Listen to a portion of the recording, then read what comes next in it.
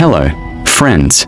January 3rd, 2026, around 2 in the morning, in a heavily curtained room in Florida, with only screens lighting the dark room, sat the most powerful man in the world in front of those screens, US President Donald Trump. Trump wasn't snacking on popcorn while watching the screens. It wasn't a movie. Instead, he was watching his army on a live feed, attacking a house thousands of miles away. This house was located in the capital of Venezuela, Caracas. The Venezuelan president, Nicolas Maduro, was sleeping in this house. In his deep sleep, he was completely unaware that he was about to be kidnapped in a few minutes. A while ago, American helicopters, flying merely 100 feet above the ocean, entered Venezuelan territory. These helicopters were so close to the ground that they weren't detected on radar. In a cyber attack, the power supply to Caracas was disrupted earlier. The city was engulfed in darkness. And then the Delta Force commandos got down from the helicopter using ropes, right on the roof of Maduro's house. Without making much noise, they entered the bedroom through the window. The bedroom where Maduro was sleeping on his bed. At this point, Maduro woke up, and he tried to escape to his steel-reinforced safe room. The commandos chased after him. He reached the door, but couldn't close it. The soldiers caught up to him before that. Within 5 minutes, the Venezuelan president was captured by the American forces. Donald Trump later told the Fox News, "It was just like watching television. If you would have seen what happened. I watched it literally like I was watching a TV show. It felt like watching TV to him. But this was not a TV show. This was the most shocking military operation in modern history, where America kidnapped the elected president of a sovereign country from his residence. When this news broke the next morning on news channels, it shocked the world. Venezuela's longtime president is out of power. In the midnight operation called Absolute Resolve, the US arrested Nicolas Maduro from the heart of Caracas. There were two pressing questions. First, why did America do this? And second, is it this easy for America to kidnap the president or prime minister of another country? If yes, then what about international order? Does every country have to live in this fear from now on? Once there, the guards fired at them. One of the helicopters was hit, but it kept flying. Meanwhile, the Delta Force commandos entered the building with a blast, and within 3 minutes, they reached Maduro's location. All this while, Maduro was sleeping with his wife Celia Flores. Once he saw the commandos, Maduro ran towards his steel-reinforced safe room, but the soldiers captured him. Within 5 minutes of getting into the building, Maduro was captured by the Delta Force. From there, he was taken by helicopter to the USS Iwo Jima, and then he was taken to the Guantanamo Bay military base in Cuba, and then on an aeroplane. On Saturday evening, Maduro was taken to the Stewart Air National Guard base in New York. These photos of Maduro were later publicly released. Another country's president was on American soil in chains. But the question was, why did America do this? Trump supporters say that Maduro was a dictator.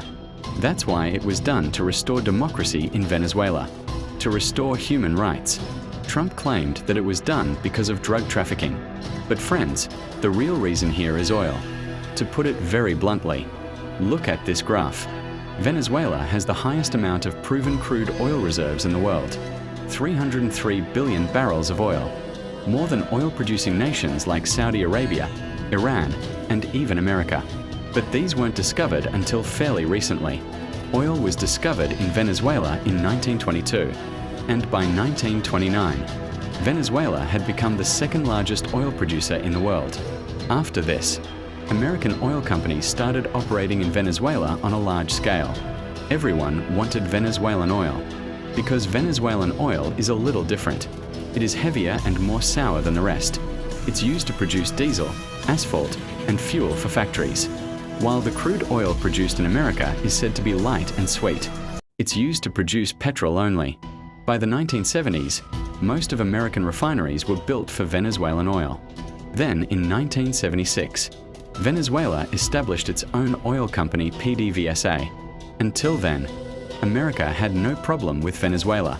In fact, in 1963, President John F. Kennedy called the Venezuelan president America's best friend in South America.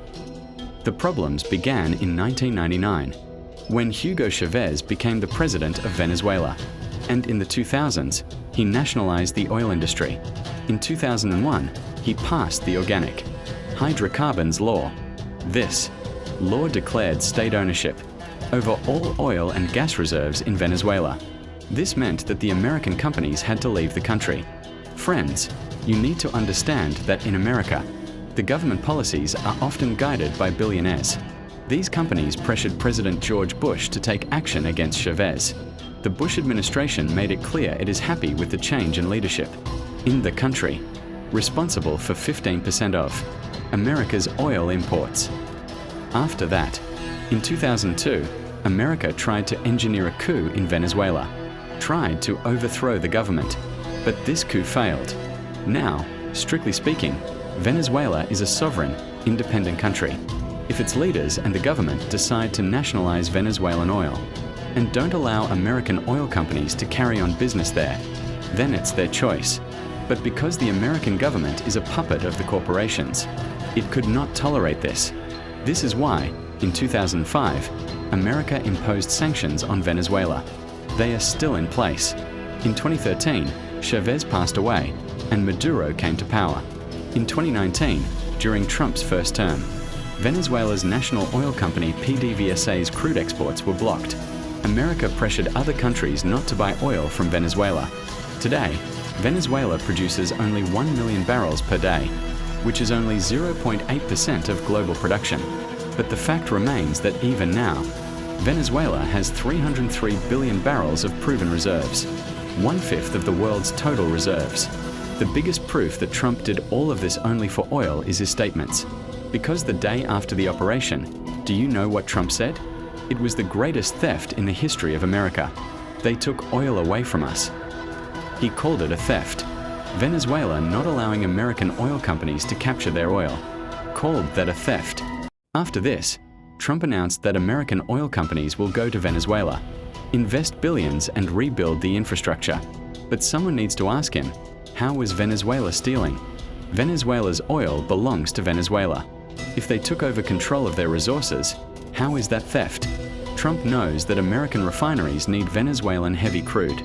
At present, China is buying by 68% of Venezuela's oil, and America couldn't make peace with it. On the other hand, Trump's official justification to arrest Maduro like this is drug trafficking. Maduro and his wife Celia Flores have been indicted in the Southern District of New York. The charges against them include narco-terrorism conspiracy, cocaine importation conspiracy, and weapons charges. Officially, the case that is being filed against Maduro is that since 1999, Maduro was supporting international drug trafficking organizations to smuggle drugs into America. This sounds like a serious allegation, but when you see the facts, the story changes. According to experts, Venezuela is not a major drug producer. It is a minor cocaine transit country. And the biggest thing is that the cocaine that passes through Venezuela is mostly sent to Europe, not to America. According to a New York Times report, most of the cocaine that goes into America comes from Colombia, Guatemala, and Mexico via the Pacific route, while Venezuela does not have a Pacific coast. In the indictment, it is claimed that, till 2020, each year 200 to 250 metric tons of cocaine was shipped from Venezuela. If you compare this number, in 2018, 1,400 metric tons of cocaine was exported from Guatemala alone, many times more than that from Venezuela. If drug trafficking was the cause, why did America attack Venezuela? Why didn't they attack Guatemala? Apart from this, Trump said that this operation was against the drugs that take American lives. But do you know what's the leading cause of overdose in America? Fentanyl. In America, thousands of people die every year because of this. But fentanyl doesn't come from Venezuela. It comes from Mexico.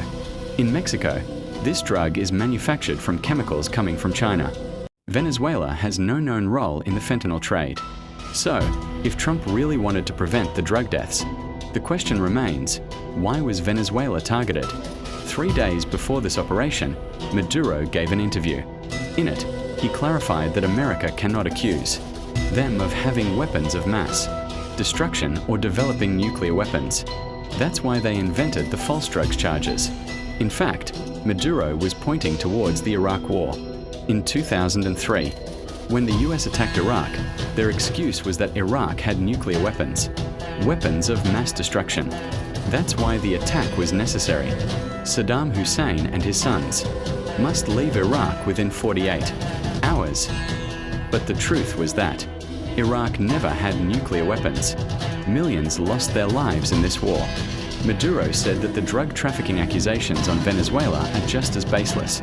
Another interesting thing is that in December, Trump pardoned former president of Honduras, Juan Orlando Hernandez, after a court in the US had convicted him for smuggling more than 400 tons of cocaine to the US.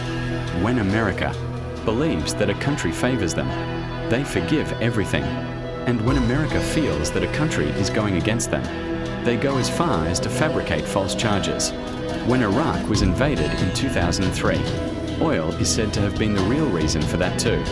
Friends, when the world found out about this operation, people and governments all over the world reacted to it. Brazil, Chile, Colombia, Mexico, Spain, and Uruguay. They issued a joint statement that this is a dangerous precedent for a rules-based international order. United Nations Secretary General Antonio Guterres said that Trump's actions were a violation of the United Nations Charter.